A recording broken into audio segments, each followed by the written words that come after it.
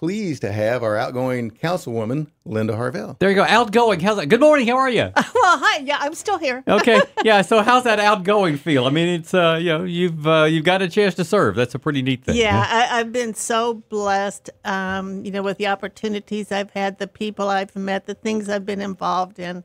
So it's going to be, a big change in my life, that's for sure, because for 8 years, that's been my commitment. But I'm just so grateful to have had the opportunity.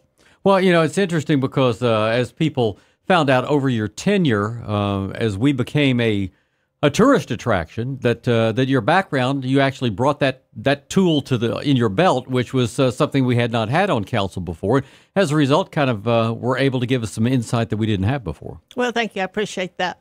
So as we move forward, as you step away, as you're once again going to probably, they're going to redevelop that board that oversees tourism. What are your final thoughts as you say, hey, I was able to put my handprint on that? Well, I'm proud of that. Visit College Station. Their staff does an amazing job. This isn't about them, but it's just opening up the board to the community.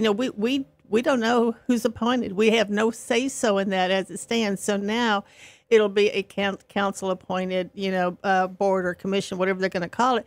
But I had 4 CVBs under me all around the country, and we always had city council-appointed boards, and it worked very, very well. So I think everybody's going to be very surprised and delighted how functional it is, and the input we're going to have from the community, because it's not such a kind of a closed session. So I'm looking forward to it. Well, that tourism, of course, we've been here long enough to watch that became many, many things. Used to be under the Chamber of Commerce when we all started. And then, we've had good days and bad days between the two cities, but we are where we are.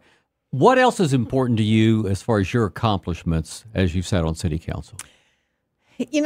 I've had people ask me that, and a lot of times it's something that only affected a neighborhood, not necessarily the entire city. And they'll say, that's what I want to hear. But, it's just some things that you look back, it's only probably important to me. But like I was on the architectural committee for the city hall, and it was my suggestion that we follow the train depot themes. And now we've got the arches and we've got the bell tower and everything else.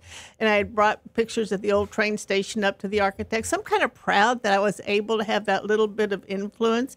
I've served on the county health district board for 6 years, and that has been an amazing thing, getting all the way through COVID. I've been on the Historic Preservation Committee for over a decade now. That's how I started in politics. I was appointed chairperson of the Transportation and Mobility Committee. So you see a lot of changes there from, I think I'm on my 6th year on that, just the changes we've seen in the traffic and everything else. But one of the things I'm really proud of was I was the strongest and loudest advocate of the no pay to park in the neighborhood. Mm-hmm. I felt that was wrong, and so the majority of the city council agreed with me. Also, I was the one who brought up to the city council about the short-term rental ordinances, that they should, if you have an Airbnb or something like that, they should be collecting hotels occupancy tax, because in essence they're competing with the hotels. So that passed. And anybody who has a rental property for short-term rentals, they now collect the hotel occupancy tax, which like our hotels do. I was mayor pro tem for 2 years, and I was just one other thing, kind of minor. I noticed that when I first started out, the Planning and Zoning Commission wasn't televised. Right. And I asked why wasn't, and they said, well, they don't want it to be. Well, I'm sorry, it's now televised.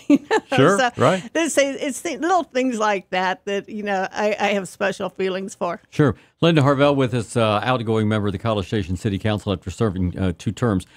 I have often thought, as College Station has changed and grown, that there are no single-member districts. You've always been a very outspoken proponent of neighborhoods, and as we end up now having an old part of College Station and a new part of College Station, and people coming in who didn't live here or never attended school here, this is their first day here, their view of our city is different. So my question is Is there a point where College Station does need to visit the idea that we might end up needing to have single-member districts and at large? I don't see the value in it. This way, if someone, I live on the south side, if someone in Pebble Creek needs something, they can call me. So it's not just restricted to whoever might be in charge. I don't see any value in it. Sure.